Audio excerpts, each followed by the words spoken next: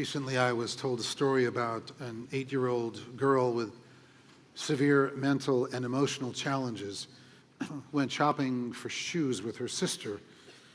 And among other issues, this young girl doesn't have very good eye-hand coordination, so unfortunately, she bumped into a shoe rack in the middle of the store, and the entire rack came crashing down. Well, it was toward the end of a long, hard workday for the nearby salesman, who simply flipped out and lost all semblance of patience, grabbed onto the little girl by the arm and started yelling at her to pick up all those shoes that she had just knocked over. But of course, in his haste, he never noticed for a moment how totally flustered and confused she was by all of this tumult. So the little girl starts shaking her head back and forth and literally yelling, "No, no, no, no, I'm not going to do it. Don't touch me. Leave me alone." She's screaming, and fortunately, her older sister, having had lots of personal experiences with her younger sister, knew exactly what to do. She simply knelt down and started speaking very quietly and reassuringly to her, gave her a hug, and began to pick up the shoes herself. As she continued to smile and speak quietly, the young girl slowly tuned out everything else except her sister and began helping her sister picking up the shoes as well. When all the shoes were picked up and they rose to leave, the older sister looked at the flustered clerk and said, "Mister, you've just got to love her into doing what's right. You just have to love her into doing what's right." Sounds easy to say, but not so easy to do in moments of intense emotion for any of us, with anyone. I can't even count the number of times I've had people sit in my office sharing profound upsets that they have felt toward other family members, whether it's anger or betrayal or simply overwhelming frustration at a child who won't listen to them, or at a partner or a spouse who's grown distant or aloof, or often at a parent at whose hands they have felt denigrated or discounted or somehow emotionally abused or made to feel worthless or incompetent. It breaks my heart, literally, to think of how many men and women I know, indeed some of you sitting right here tonight, who no matter how successful they have become or no matter how many accomplishments you have added to your own curriculum vitae, have spent often entire lives feeling that you never quite measured up, feeling powerless or put down or discounted often every day of your lives by what you appear to have as self-absorbed or angry parents, who leave scars on the psyche that sometimes take a lifetime to heal and often never do. I've seen it played out over and over again, frankly, in the dysfunctional family dramas of bar and bat mitzvah services often. Someone will say, "Rabbi, I need your help. When my son has his bar mitzvah, I don't want my father to step foot in this synagogue." Or, "Rabbi, you've got to help me. My mother abused me verbally my entire life, and ever since I had my own child, I've spent my life protecting my daughter from the vicious and hurtful lies that come out of my mother's mouth. After the first time I ever left my child with her and she came home in tears, I swore I'd never let her be alone with her grandmother again, ever. So if she tries to come to the bat mitzvah, I want her physically escorted out of the sanctuary." Really, you wouldn't believe how many times I hear this story. Mothers and daughters and fathers and sons and every combination of family drama you could possibly imagine, all of it played out week after week on the sacred stage of synagogue life. Because it isn't easy to love someone when they have heaped a lifetime of abusive behavior on you, no matter who they are. Now, I know this is going to be a bit unorthodox. No, don't say it. But since Yom Kippur is so deeply connected to the spiritual practice of tshuva, of repentance, and of forgiveness, I decided to share with you today a very personal story. Well, actually, it's not my very personal story. It's my wife, Dee Dee's. And I asked her if I could share it with you because it concerns the death of her mother this past year, and because what took place during the many months leading up to the end of her life taught me such a profound lesson about tshuva, about forgiveness, and the power of love to change curses into blessings and transform a lifelong relationship that, as personal as it is, I asked for the privilege of sharing this life-transforming story with you. And Didi said yes, and so here it is. Now, I know I could have hidden the identities of the people involved or pretended they were about a family that I concocted out of whole cloth. But frankly, what made the story so powerful for me was that it was real, that it actually happened in my own life, in my own family, that I was witness to what can only be described as a relationship miracle that took place right before my own eyes, entirely due to the persistence and commitment and perseverance and determination of my own wife. And I guess I was both proud to be a witness of this Herculean emotional effort and actually in awe of the power of love, to love someone into doing what's right, that I wanted to acknowledge it publicly and share it with you for her sake as well. And the other reason to tell this story, even though it is so personal, is because I know there are so many others sitting here right now thinking the same thing that Didi did for all those years, sitting with a lifetime of anger and resentment, telling yourself it's up to her to call, or it's up to him to visit, or it's up to her to write, or it's up to him to apologize. After all, I'm the injured person. He has to say something first, or she has to come to me, and on and on and on and on. We run that same tape in our heads over and over again. I have heard it so many times in my own office. But believe me when I tell you, one day, without warning, you will have nothing more to wait for. And it will no longer be an option to do anything anymore. You'll simply run out of time. You'll run out of the opportunity to make it right, to break through the anger and resentment and lifetime of withholding the love you haven't allowed yourself to feel or love you haven't allowed yourself to give. Because if you do nothing, they both will die, stillborn in your heart. Now, Didi's mother, Florence, was truly dealt a rotten hand by life. And the beginning of her life was anything but easy. First, her mother died giving birth to her. And then her father struggled as a single man to take care of her as best he could. But when she was still a very small child, he fell off a roof and he died as well. So Florence was put into an orphanage and then taken in by a family with a sick mother who they somehow expected Florence to help take care of at the tender age of 5. Well, since that obviously wasn't going to work, she was soon put in care of a neighbor, and her situation just went from bad to worse. First of all, the neighbor had absolutely no patience to raise a child and physically was abusing her. And plus, she was never formally adopted by the family that had taken her in, and so in her mind, she always felt like kind of the black sheep who never really belonged anywhere. So as you might expect, she grew up angry and withdrawn and insecure. Void of any loving mother role model herself, she never learned how to be a loving mother either. What she did learn from an early age instead was that emotional safety only came from retreating within herself and keeping anyone and everyone at arm's length.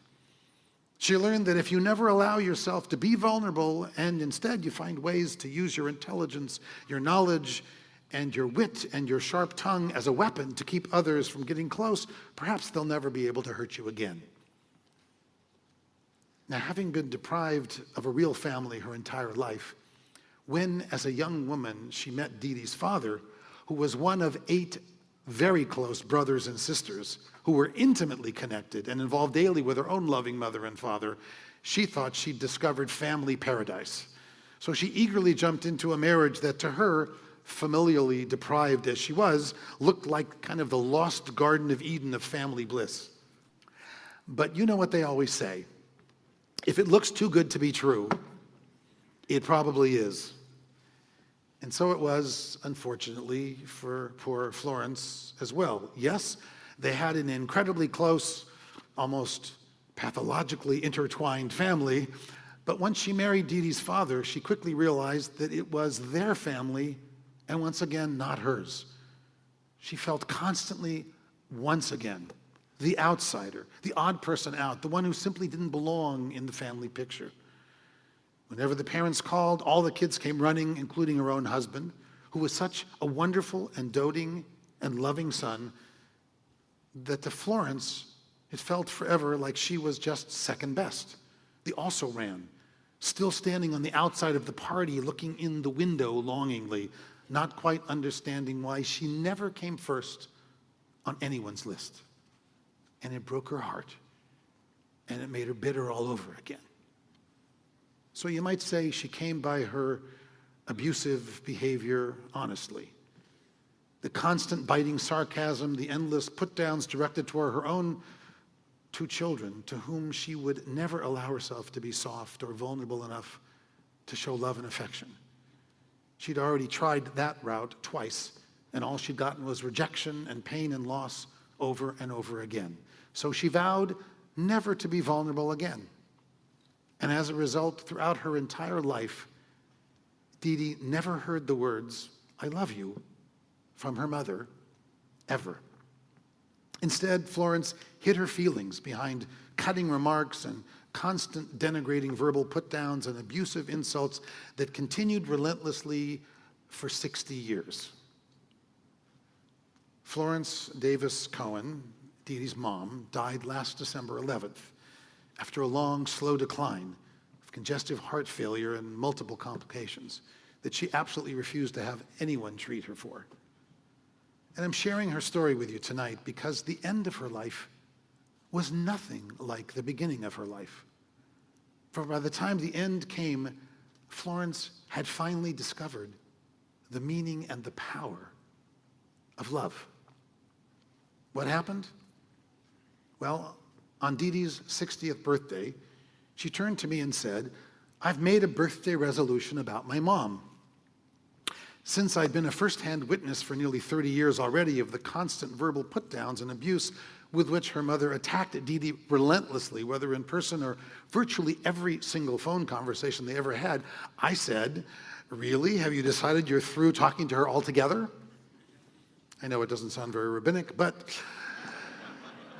Or maybe you made a resolution to take care of yourself by not allowing her to abuse you every time you pick up the phone," I asked protectively. "No, that's not it at all," she replied. "I've decided to love her into doing what's right. I've decided not to let my mom determine the kind of relationship we have. When my mom comes to the end of her life, I want to know that I have been the daughter I wanted to be, regardless of the mother she chooses to be." So Dee Dee simply chose love. "My mom has never really experienced unconditional love in her entire life," she said. "She doesn't know what it looks like. She doesn't know what it feels like. I've been afraid of her, really, literally terrorized by her my entire life. But I'm 60 years old already, and I can choose a different path. I am going to show my mother what love is, how to love. And before she comes to the end of her life, she's going to know what love feels like. And then perhaps, one of these days, she'll be able to tell me that she loves me in return. But whether she does or she doesn't, I am going to show her what unconditional love really feels like." And she did. Every week she would visit her mom in Woodland Hills.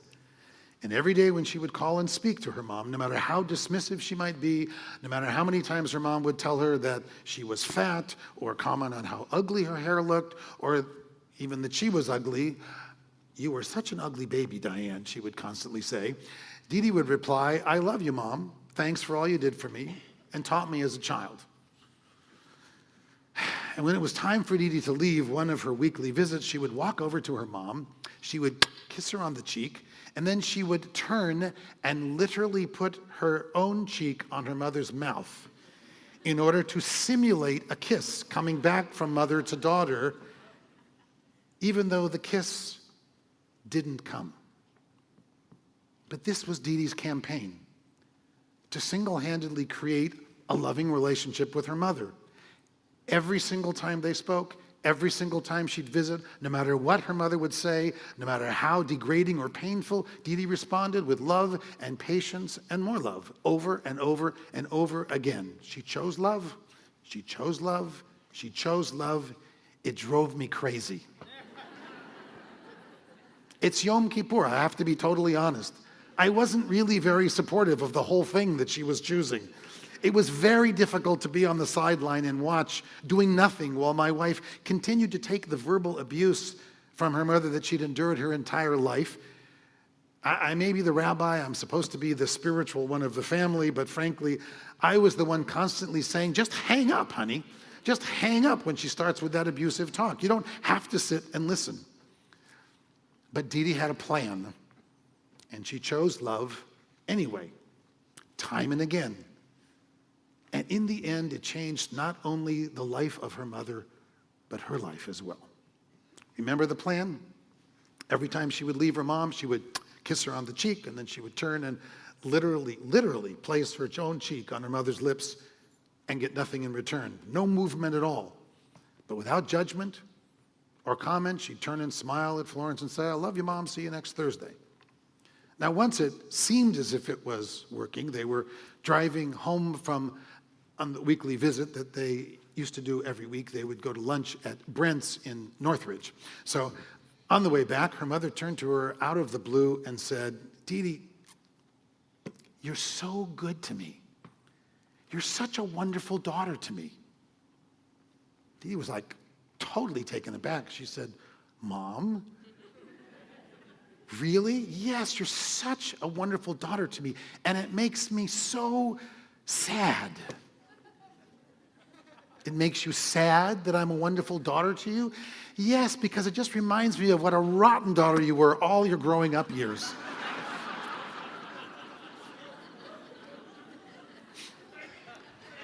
Now, when I've told this to people, they have found the whole thing really hard to believe. But trust me, sadly, the story is absolutely true. Visit after visit, week after week, month after month, the same ritual. Didi's going to leave. She kisses her mother, turns her cheek, gets nothing in return, says, Mom, I love you. I'll see you next Thursday. So imagine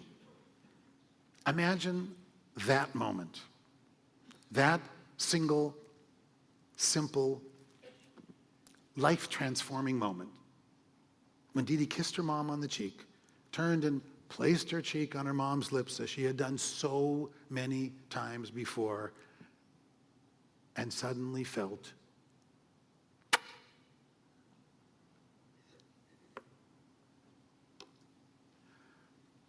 she was so overwhelmed by this quiet and simple act that her eyes literally filled with tears.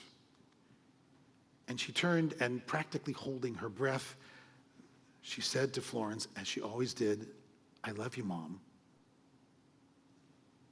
And sure enough, her mother looked at her, and for the very first time she could ever remember in her entire life, quietly said, I love you too, Diane. And with that, everything changed. Now, Florence had always been resentful and jealous that Didi had a closer relationship with her dad than with her. You know, fathers and daughters. Plus, they'd been divorced for nearly 40 years, and Florence never got remarried, but rather she carried the resentment of that divorce and rejection like an open wound that she pointed out to everyone that she'd met for the rest of her life. It was as if she was committed to a life of suffering and rejection. My husband threw me in the gutter almost always followed immediately after, hi, my name is Florence, in any introduction. So imagine what a shock it was when one of the very last things my mother-in-law ever said to Didi was, I forgive you. You forgive me? Didi said, what do you forgive me for, Mom? For loving your father more than me, she said. Didi had given her mother a priceless gift. Because what price could you ever put on love? As cliched as it sounds, the human heart longs for love to the very last breath, to the very last beat, to the very last moment. And when Dee Dee told her mother, when you die, I will miss you every single day, it was almost more than she could bear to hear. For it was literally more love than she had experienced in all the 88 years of her life. How tragic, how heartbreaking. But what an amazing, powerful lesson it was for me. There's a famous Hasidic story about the disciple who goes to the master and says, please teach me the secret to the meaning of life. And the master says, the way to learn the meaning of life is to simply sit at my feet and watch me live. Well, that's how Dee Dee, my very own master, taught me this year. She taught me there's only one day to give love, and that's today. And there's only one moment to give love, and that's this moment right now.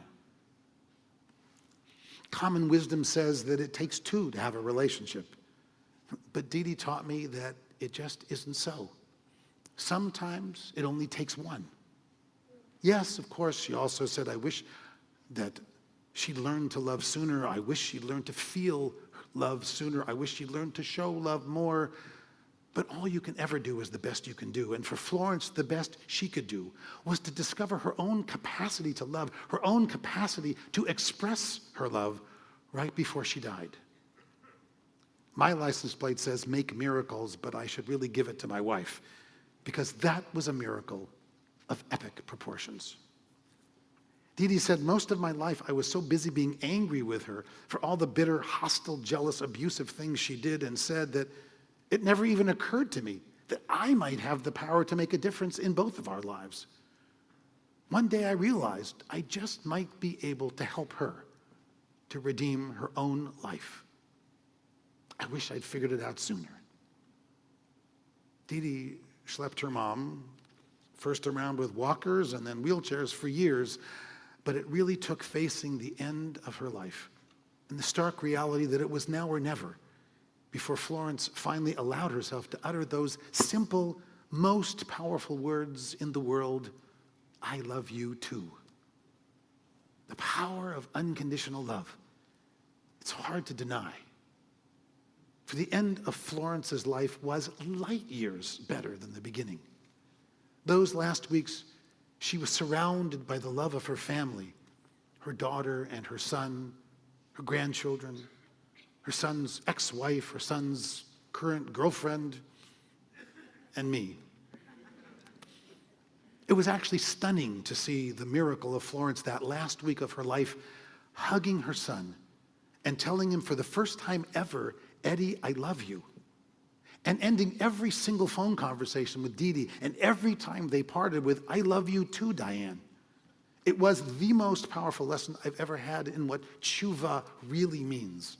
How love can bring redemption and transform a life. As I witnessed the end of Florence's life, I was reminded that it's never too late to do the right thing. And so I'm telling you as well, it's never too late to do the right thing. We preach about the power of love, we preachers, but too often we mouth the words but don't really live them. Dee Dee lived love, and that made all the difference. How many of you sitting here tonight are estranged from your own families, your own loved ones? I can't count the number of people who sit in my office and tell me that they haven't talked to this person or that one in their family for years, and some can't even remember why. Remember the story of the rabbi who just finished the funeral and was walking away from the gravesite when he noticed the deceased man's son was standing alone over his father's grave and talking. And as he came closer, he realized what the son was saying was, I love you, Dad. I love you, Dad. Over and over as he gazed down at the freshly turned earth. It's time to go home, the rabbi gently reminded the son, who looked up at the rabbi with tears in his eyes and said, but I loved my father, Rabbi. I'm sure you did, the rabbi responded. But you don't understand, the man said. I loved my father, and once I almost told him. How many of you are longing for those same words or that very same kiss that haunted Dee Dee for so many years. She made a life-changing decision and simply chose love. Period. She opened her soul. She opened herself. She changed a life. She repaired a relationship. And you can too. What could be a greater gift than that for this Yom Kippur? Amen.